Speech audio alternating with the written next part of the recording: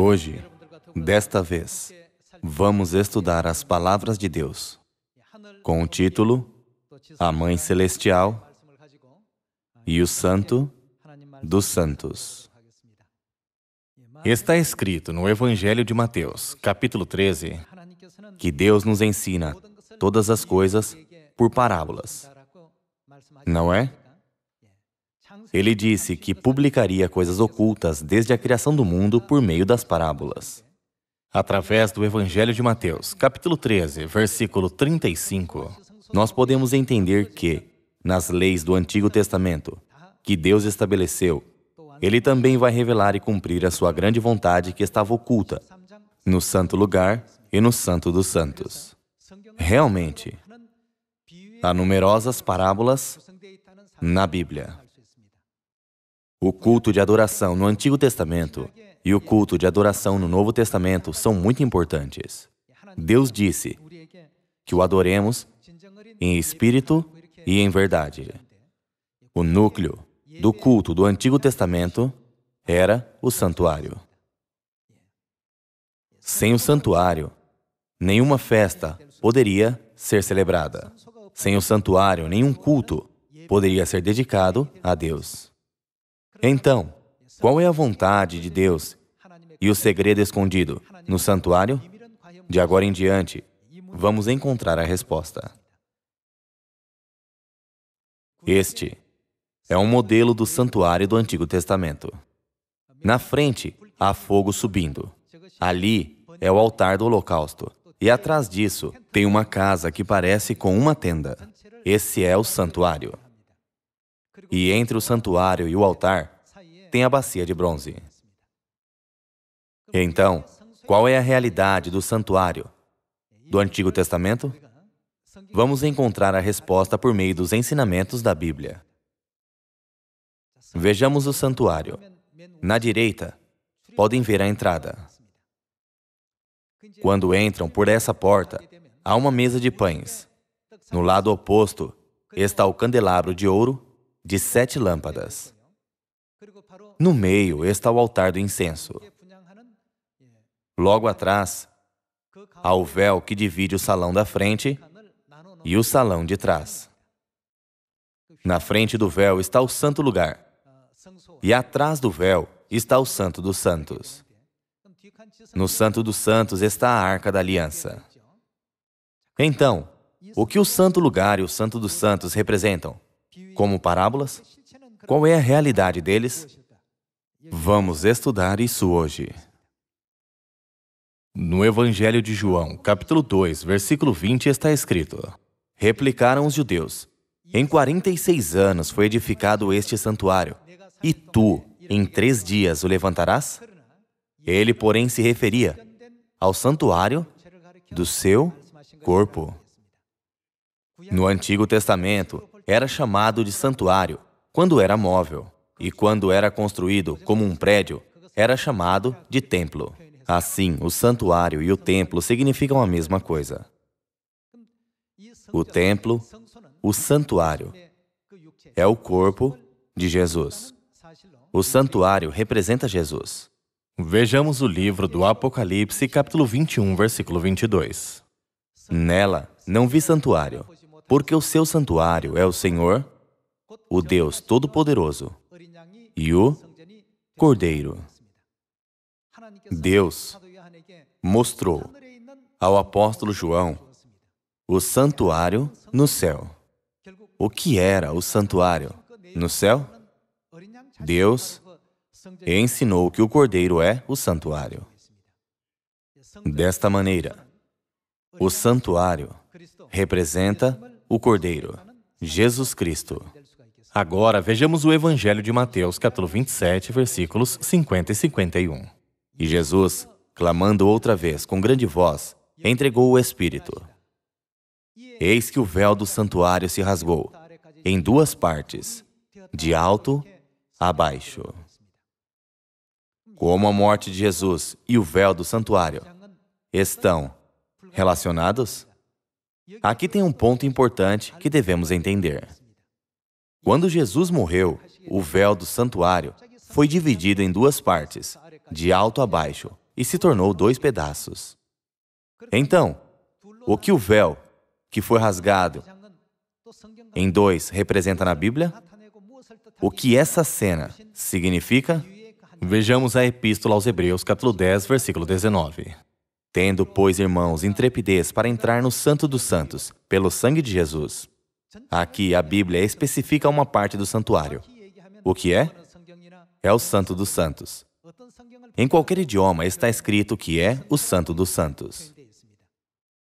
Tendo, pois, irmãos, intrepidez para entrar no Santo dos Santos, pelo sangue de Jesus, pelo novo e vivo caminho que Ele nos consagrou pelo véu, isto é, pela o quê? Sua carne. Pela carne de quem?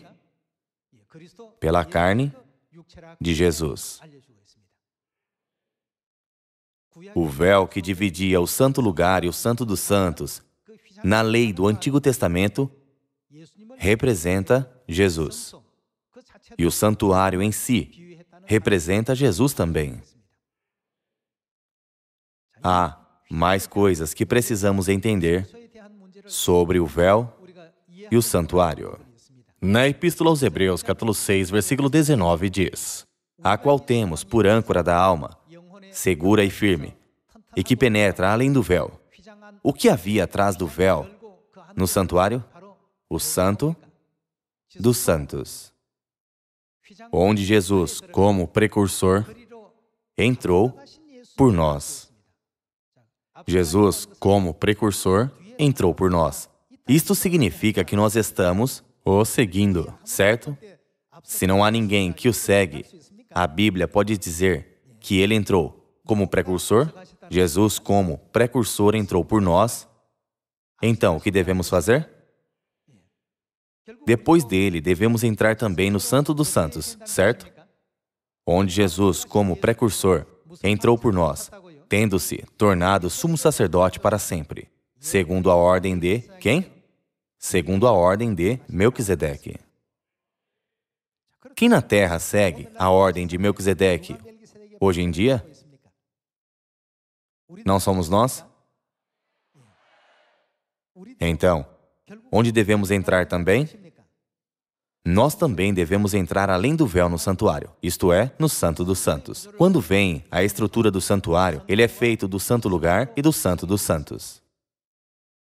Então, que tipo de estrutura o Santo dos Santos tem? Devemos analisar a respeito do Santo dos Santos. Vejamos juntos o primeiro livro dos Reis, capítulo 6, versículo 14. Assim, edificou Salomão a casa e arrematou. Também revestiu as paredes da casa por dentro com tábuas de cedro, desde o soalho da casa até ao teto. Cobriu com madeira por dentro e cobriu o piso da casa com tábuas de cipreste. Da mesma sorte, revestiu também os 20 côvados dos fundos da casa com tábuas de cedro, desde o soalho até o teto. E esse interior ele constituiu em santuário, a saber, o Santo dos Santos. Era, pois, o santo lugar do templo de 40 côvados. O cedro da casa por dentro era lavrado de colossíntidas e flores abertas. Tudo era cedro, pedra nenhuma se via. No mais interior da casa, preparou o Santo dos Santos para nele colocar a Arca da Aliança do Senhor. Era o Santo dos Santos, de 20 côvados de comprimento. E quanto de largura e altura? 20 de largura e 20 de altura.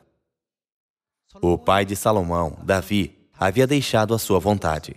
E antes disso, Deus já tinha dito a Davi: teu filho Salomão é quem edificará a minha casa e os meus átrios. Assim, seguindo a vontade, Salomão concluiu o templo. Quando o templo foi concluído, a parte da frente do santuário era o santo lugar, e a parte de trás era o Santo dos Santos. No primeiro livro dos Reis, capítulo 6, o santo lugar é chamado de exterior da casa. E o Santo dos Santos é chamado de interior da casa, por estar situado no fundo. Dizendo que o tamanho do interior da casa era de 20 côvados de largura, 20 de comprimento e 20 de altura, a estrutura do Santo dos Santos está descrita dos versículos 14 ao 20 do capítulo 6 do primeiro livro dos Reis. Qual é o comprimento do Santo dos Santos? 20 côvados. Qual é a largura? 20 côvados. Qual é a altura? 20 côvados. O comprimento, a largura e a altura são exatamente de 20 côvados. Esta é a estrutura do Santo dos Santos. O comprimento, largura e altura do Santo dos Santos são iguais. Na Epístola aos Hebreus, capítulo 10, versículo 1 diz: Ora, visto que a lei tem o quê? Sombra dos bens vindouros, não a imagem real das coisas. Em outras palavras, o santo lugar e o Santo dos Santos que existiam na lei do Antigo Testamento também são uma cópia e sombra da realidade das coisas vindouras. Pouco tempo atrás, nós lemos os versículos sobre o santuário e seu véu e confirmamos que eles representam Jesus. Mas o Santo dos Santos é diferente. Na Epístola aos Hebreus, capítulo 9, versículo 7 diz: Mas, no segundo, quem? O sumo sacerdote. Ele sozinho, quando? Uma vez por ano. Não sem sangue, que oferece por si e pelos pecados, de ignorância do povo. O Santo dos Santos não é um lugar que qualquer um pode entrar a qualquer hora. Assim como vimos no esboço, a primeira parte do santuário, isto é, o santo lugar, foi frequentado pelos sacerdotes. No dia de sábado, eles precisavam trocar os pães da preposição, e muitas coisas eram conduzidas nele todo o tempo. Mas não é o caso do Santo dos Santos. Este é um lugar muito especial. Somente uma vez por ano, o sacerdote sozinho pôde entrar no Santo dos Santos. Quando ele pôde entrar? No dia da expiação. E não sem o quê? No dia da expiação? Não sem sangue. Ele nunca entrou no interior do santuário sem sangue. E esse sangue era oferecido por ele mesmo e para os pecados que o povo cometeu. Em outras palavras, no dia em que o sumo sacerdote entrava no Santo dos Santos, os pecados eram completamente perdoados. Aqui, nós precisamos saber o processo de como nós somos perdoados dos nossos pecados. Suponhamos que um homem cometeu um pecado em um dia comum. Quando ele peca, ele deve receber o salário do pecado. Contudo, Deus fez a lei como uma cópia e sombra, e nos mostrou como os pecados são transferidos. Se um homem peca, ele leva um cordeiro ou uma cabra ao sacerdote e confessa o seu pecado. E assim passa o pecado para o cordeiro ou a cabra. Dessa forma, ele fica livre do pecado, e o fardo do pecado é transferido ao cordeiro ou à cabra, que será a oferta do sacrifício. Ao entendermos essa lei do Antigo Testamento, poderemos entender o princípio de como os nossos pecados serão perdoados. O livro de Levítico, capítulo 16, versículo 17, explica isso. No livro de Levítico, capítulo 16, versículo 17, está escrito: Nenhum homem estará na tenda da congregação quando ele entrar para fazer propiciação no santuário, até que ele saia depois de feita a expiação por si mesmo, e pela sua casa e por toda a congregação de Israel. Somente o sumo sacerdote podia entrar no Santo dos Santos uma vez por ano, e assim os pecados eram completamente perdoados. Se entrar nele, os pecados nunca seriam removidos completamente. Antes de ele entrar, os pecados permaneciam no santuário. Então, no dia em que o sumo sacerdote entrava no Santo dos Santos, a quem Deus transferia todos os pecados? Ao bode emissário. O bode emissário representa Satanás. Deus transfere todos os pecados a Satanás. O sumo sacerdote coloca ambas as mãos sobre a cabeça do bode emissário para que todos os pecados possam retornar a Satanás, o originador dos pecados. Então o bode emissário é enviado à terra solitária e morre no deserto depois de vagar. Desta forma, os pecados são completamente perdoados. Este é o regulamento das leis do Antigo Testamento. Assim, sem o dia da expiação, em que o sumo sacerdote entrava no Santo dos Santos uma vez por ano, os pecados dos israelitas não podiam ser completamente perdoados. Então, de acordo com a Epístola aos Hebreus, capítulo 6, quem na ordem de Melquisedeque entrou no interior do santuário além do véu? O Cristo entrou no Santo dos Santos além do véu, antes de nós. Que tal nós que estamos o seguindo? Se nós não entrarmos no Santo dos Santos, podemos ter a remissão dos pecados completa? Não, não podemos. Deus rasgou o véu do santuário para que o seu povo possa entrar no Santo dos Santos, para nos dar a perfeita remissão de pecados. Deus abriu o caminho. Então, e se nós não entrarmos no Santo dos Santos? E se nós não tivermos fé na realidade do Santo dos Santos? Nós podemos receber a remissão de pecados completa? Nunca. Então, quem o Santo dos Santos representa? Quem é a realidade do Santo dos Santos? Nós devemos compreendê-lo antes de tudo. A parte maior é o santo lugar. Atrás, a parte cúbica é o Santo dos Santos. A característica do Santo dos Santos é que ele tem a mesma largura, comprimento e altura. Essa é a característica mais importante. Vocês podem encontrar a mesma descrição na visão que Deus mostrou ao apóstolo João. Vamos para o livro do Apocalipse, capítulo 21. Capítulo 21, versículo 10. E me transportou em espírito até uma grande e elevada montanha, e me mostrou o quê? A santa cidade. Qual é o nome dela? Jerusalém, que descia do céu, da parte de Deus. Com o que a santa cidade Jerusalém parece? Que tipo de estrutura ela tem? Versículo 14.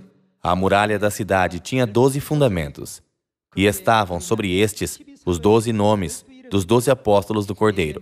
Aquele que falava comigo tinha por medida uma vara de ouro para medir a cidade, as suas portas e a sua muralha. A cidade é quadrangular, de comprimento e largura iguais. E mediu a cidade com a vara até 12.000 estádios. O seu comprimento, largura e altura são iguais. Moisés construiu o santuário na terra, como uma figura e sombra do santuário celestial, conforme Deus mostrou a ele no monte Sinai. O livro do Apocalipse diz que a Jerusalém celestial tem o mesmo comprimento, largura e altura. Se é assim, qual relacionamento há entre a Jerusalém e o Santo dos Santos? Eles têm um relacionamento de uma parábola e a sua realidade, certo? O comprimento de 12.000 estádios, a largura de 12.000 estádios e a altura de 12.000 estádios. A cidade, que tem o mesmo comprimento, largura e altura, desce do céu. A cidade é chamada de Jerusalém.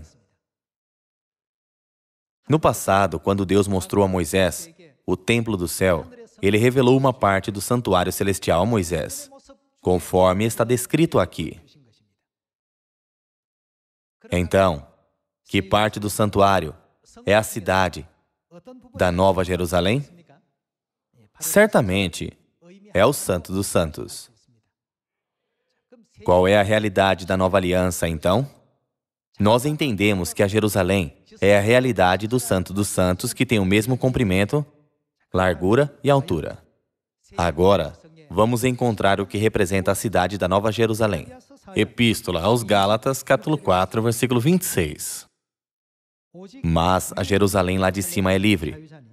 Quem é ela? A qual é nossa mãe. Nós podemos entender que na Jerusalém havia um profundo significado que Deus colocou a fim de que conhecêssemos a existência da mãe. O santo lugar se refere ao Pai. E a quem o Santo dos Santos se refere? A mãe. A Bíblia disse que o véu que separa o Santo dos Santos do santo lugar é a carne de Cristo. Como o véu foi rasgado em dois, que parte do templo foi revelada? O Santo dos Santos, certo? De acordo com a Epístola aos Romanos, capítulo 5, Quem Adão representa? Adão representa Cristo. O lado de Cristo foi atravessado e a sua costela foi retirada. Com isso, quem apareceu? Eva apareceu. Já que o véu do santuário é a carne de Cristo, como a carne de Cristo, que foi representado pelo Adão, foi rasgada, Eva, que estava nele, apareceu. Quem é Eva? A Mãe Celestial, a mãe de todos os seres viventes, apareceu. Também está escrito que Cristo, como precursor, entrou por nós no Santo dos Santos, que está atrás do véu. Como Ele entrou adiante de nós, nós também devemos entrar no Santo dos Santos. Nós devemos receber nossa mãe e crer nela. Nossa fé não deve acabar no santo lugar. Então, até qual lugar? Nossa fé deve continuar até o mais interior, o Santo dos Santos. Quando fazemos isso, todos os pecados que cometemos no céu podem ser perdoados completamente. Nós podemos receber a perfeita remissão de pecados. É por isso que nós devemos ter nosso pai e também nossa mãe. Um mundo religioso em que não existe Deus-Mãe é onde o mediador que pode passar nossos pecados a Satanás é desconectado de nós. Por isso, o sumo sacerdote deve entrar no Santo dos Santos, para que todos os nossos pecados possam ser perdoados completamente. Nós devemos entrar no Santo dos Santos e receber a Mãe Celestial. Senão, não pode haver a remissão de pecados perfeita. É por isso que o dia da expiação era necessário, e havia uma cerimônia da lei do Antigo Testamento pela qual podiam entrar no Santo dos Santos. Deus estabeleceu esta profunda verdade nos sistemas das leis. Isso não é incrível? Quem era a Jerusalém que tem o comprimento, largura e altura iguais? A Epístola aos Gálatas, capítulo 4, versículo 26, diz que a Jerusalém lá de cima, a Jerusalém celestial que tem o mesmo comprimento, largura e altura, é livre. E quem é ela? Ela é nossa mãe. Sim, ela é nossa mãe. Nós somos realmente felizes, porque somos perdoados não somente com palavras. Você é perdoado. Você recebeu a remissão de pecados, mas também com prova convincente. Além disso, isso não é uma remissão de pecados temporária, mas a perfeita remissão. Que incrível! A fim de nos fazer conhecer isso, Deus mandou construir as coisas na terra, que são uma figura e sombra das coisas celestiais. E por cerca de 1500 anos, nos tempos do Antigo Testamento, através do Santo Lugar e do Santo dos Santos, construídos na terra, e por cerca de 2000 anos, desde os dias de Jesus até agora, nos tempos do Novo Testamento, Deus tem ensinado isso à humanidade. Apesar disso, as pessoas conhecem Deus Mãe ou não? Elas conhecem o Santo dos Santos ou não? O Santo Lugar e o Santo dos Santos, não sabendo porque essas leis são necessárias nas cerimônias do Antigo Testamento e o que elas significam, as pessoas apenas pedem a remissão de pecados vagamente. A maneira de receber a remissão de pecados nunca é vaga. Então, qual é o papel do Santo dos Santos na lei? Vamos pensar sobre isso mais uma vez. Nos dias comuns, os pecados do povo são movidos para o templo temporariamente até o dia da expiação. E a remissão de pecados perfeita é feita no dia da expiação, em que o sumo sacerdote entra no Santo dos Santos. Então, somente graças ao dia da expiação os pecados são perdoados? Não. No dia da expiação, havia determinado procedimento e cerimônia para entrar no Santo dos Santos. É por isso que Jesus entrou no mais interior do santuário atrás do véu segundo a ordem de Melquisedeque. Ele quis dizer, eu entrarei no interior do santuário antes de vocês. Vocês também me sigam para este lugar.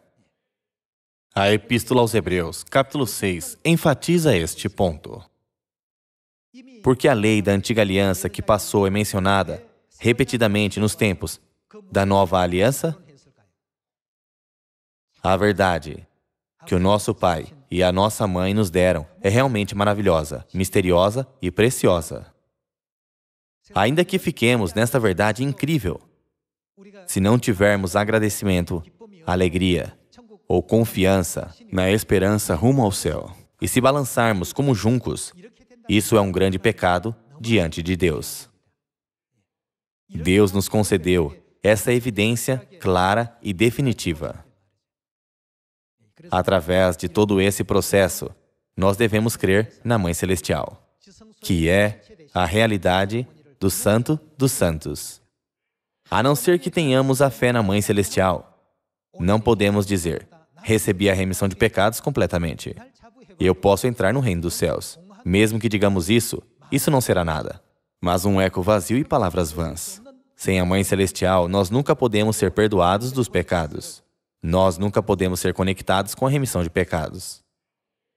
Assim, a fim de receber a perfeita remissão de pecados, nós devemos crer na Mãe Celestial, a realidade do Santo dos Santos. Somente então nós podemos entrar na perfeita remissão de pecados. Esse é o ensinamento do Pai Celestial. Vejamos a Epístola aos Hebreus, capítulo 6, versículo 19, a qual temos por âncora da alma, segura e firme, e que penetra além do véu.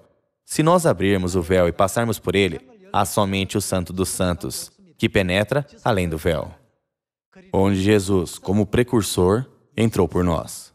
Ele, como precursor, entrou por nós, tendo se tornado sumo sacerdote para sempre, segundo a ordem de Melquisedeque.